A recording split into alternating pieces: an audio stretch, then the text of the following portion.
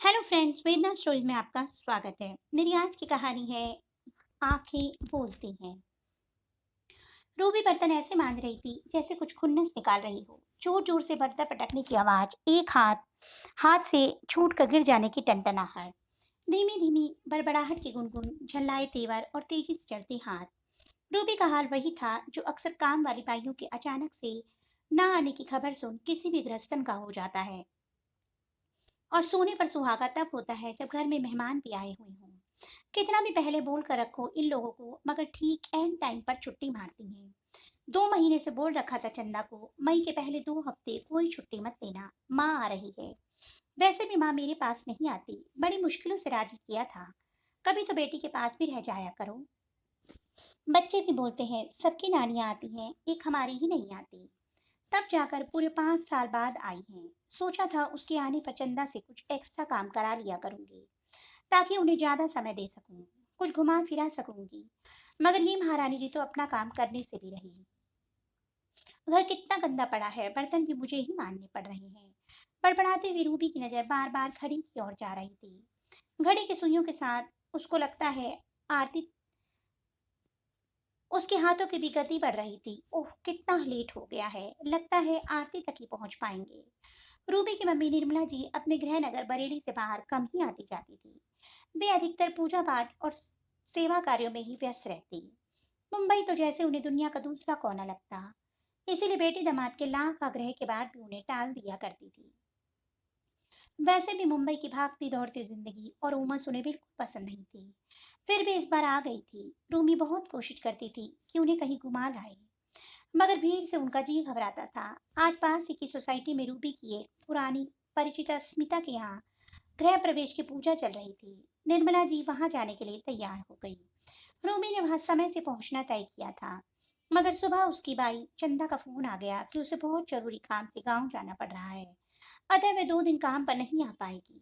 Phone सुनकर Ruby का जो हाल हुआ, उसका वर्णन शब्दों में नहीं किया जा सकता। उसे वही समझ सकता है जो ऐसी मुसीबत से गुजरा हो। रूबी का मन तो किया आज ही निकाल बाहर करे चंदा को, पर कैसे? आज से पहले तो उसने ऐसा धोखा कभी नहीं दिया।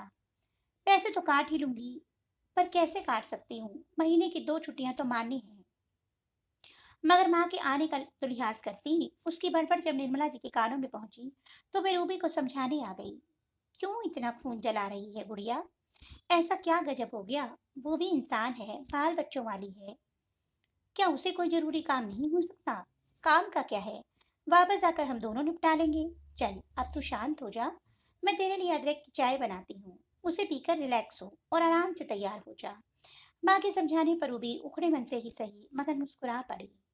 दोनों जब पूजा में पहुंचे तो आरती ही चल रही थी। रूबी को पूजा हॉल में प्रवेश करते हुए बड़ी शर्म महसूस हुई। जब कोई उसके घर ऐसे सीधे आरती में पहुंचता था तो वह मन ही मन चिढ़ती थी। लो, आ गए सीधा प्रसाद खाने, और अब वही ऐसे आई है, सिमिता क्या सोचेगी? आरती के बाद भोजन का आयोजन था और उसके कुछ देर बाद सुंदरकांड शुरू होना था। भोजन के लिए बाहर एक अलग पंडाल की व्यवस्था थी। स्मिता को बधाई और गिफ्ट देकर रूबी और निर्मला जी ने लंच की प्लेट लगाई और पंडाल के एक कोने में सही जगह देखकर बैठ गए। खाना खाते हुए यूं ही रूबी की नजर हवा से हिले पर्दों के बाहर चली गई, तो वह चौंक पड़ी। अरे, ये क्या? चंदा यहाँ? बाहर उसकी बाई चंदा बैठी बर्तन मांज रही थी। यह देख रूबी के भीतर यकायक जो ज्वालामुखी फूटा। यदि उसका लावा बाहर आ जाता तो चंदा के साथ साथ सभी बर्तन भांडे भी बहा कर ले जाता। मगर रूबी कैसे बहने देती? सामने उसकी माँ जो बैठी थी, माँ के सामने अपनी छवि कैसे खराब होने देती कि उसकी इतनी समझदार, मैच्योर, टफ बेटी एक बाई के धोखे से हिल गई? है। रूबी ने जैसे तैसे खुद को संभाला और प्लेट में बचा खाना लगभग निगला और स्मिता के पास जाकर बातचीत करने लगी। यार स्मिता, एक बात तो बता, ये जो मेड बाहर बर्तन मांज रही है, ये तेरी परमानेंट मेड है? अरे नहीं, ये मेरी मेड की पहचान वाली है। मुझे 2 दिन के लिए एक्स्ट्रा कामों के लिए एक मेड चाहिए थी, तो वह इसे ले आई। भली औरत है, सुबह से चुपचाप काम कर रही है, जो बोलो कर देती है। अच्छा, कितना लेती है एक दिन का? अच्छी है तो मैं भी कभी आगे बुला सकती हूँ, रूबी अनजान बनकर पूछने लगी। 500 पर डे बात हुई है। सुबह 6 बजे आ गई थी, रात तक रहेगी। इसने मेरी समय पर बड़ी मदद की, इसीलिए सोच रही हूँ कल जाते समय कुछ खाना पीना और एक साड़ी दे दूंगी। रिश्तेदारों को बांटने के लिए थोक में मंगाई थी, कुछ बच गई हैं। स्मिता अपनी धुन में बोलती जा रही थी, मगर रूबी के तन बदन में जैसे आग लग गई थी। वाह, मेरे यहाँ से छुट्टी लेकर यहाँ अपनी जेब गरम कर रही है। 2 दिन में 1000 कमा लेगी। आए तो वापस, एक बार बताती हूँ इसे। रूबी का मन ही मन बुनबुनाना शुरू हो गया। सुंदरकांड शुरू हो चुका था। लंका दहन की चौपाइयां पड़ी जा रही थी। उधर रूबी के भीतर सुलगी आग में भी लपटें उठ रही थी। 3 साल में कितना ख्याल रखा उसका। पिछले महीने बीमारी में हफ्ते भर की छुट्टी ली थी। बाकी सब पैसे काटती हैं, मगर मैंने कभी नहीं काटे। अपने बेटे के बर्थडे पर उसके बच्चों के लिए भी केक चॉकलेट भिजवाती हूँ। काम बाद में शुरू करवाती हूँ, पहले चाय पिलाती हूँ। हर दूसरे महीने एडवांस पैसे ले लेती है। अभी भी 2 महीने का एडवांस ले रखा है। बड़ा बेटा भी कमा रहा है, फिर भी पैसों के लिए इतनी हाय हाय। मुझसे झूठ बोला।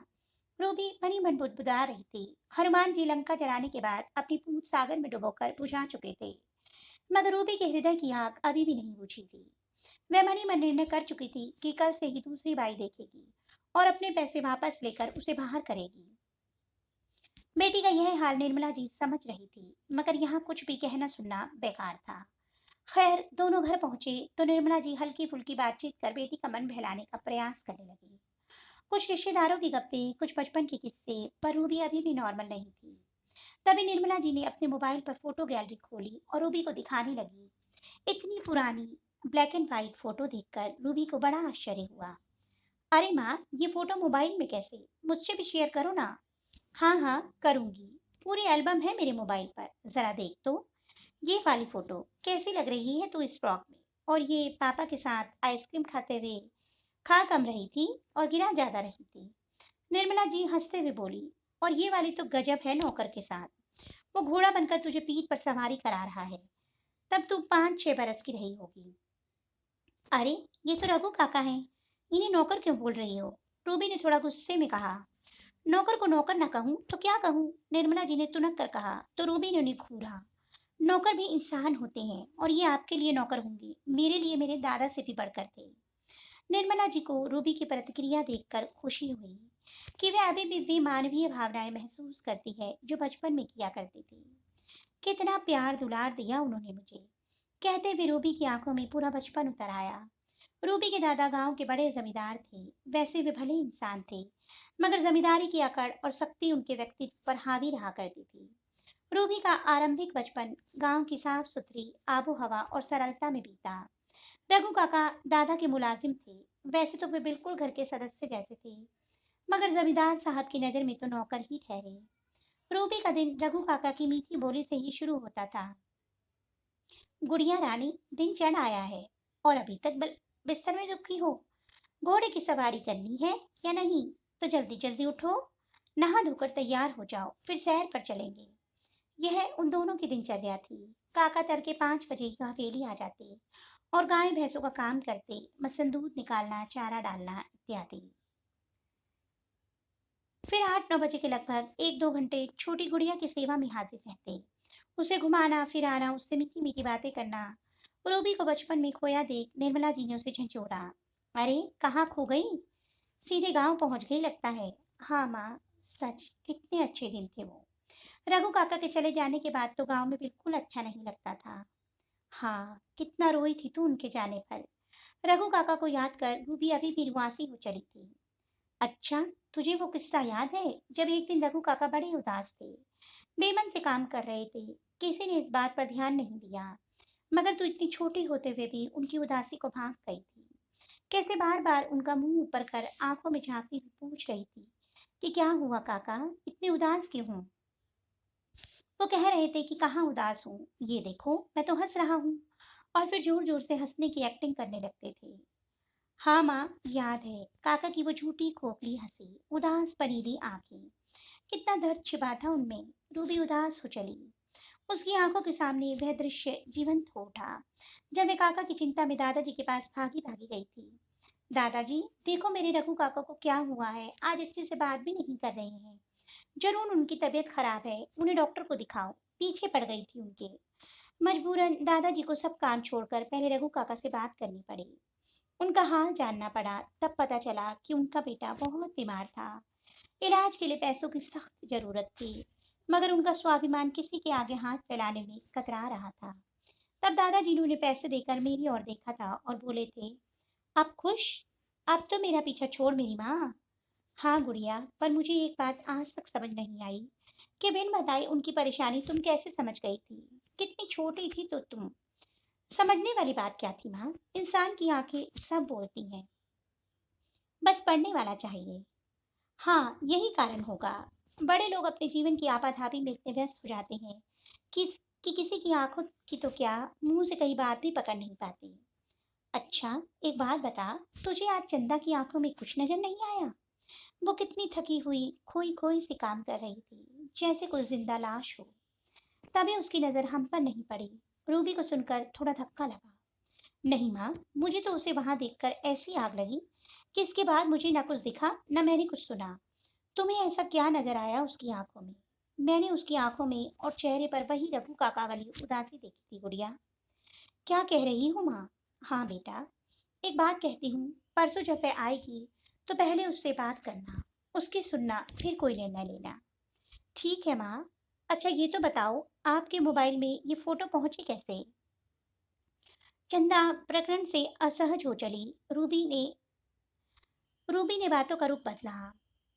इस बार तेरा भाई जब घर आया था तो सारी पुरानी एल्बम बैठकर स्कैन कर डाली और मोबाइल में डाल दी। कहने लगा, मम्मी एल्बम में रखे रखे इनमें दीमक लग जाएगी, इसीलिए इन्हें डिजिटल बनाकर रख रहा हूँ। हमेशा साथ और पास रहेंगी, जब मर्जी देख लो। माँ बेटी की ऐसी ही बातों में 2 दिन गुजर गए। रूबी का मन अब शांत था। सुबह चंदा अपने समय पर आ गई। रूबी ने बड़े सहज भाव से पूछा, अरे चंदा, तेरा गांव का काम खत्म हुआ कि नहीं?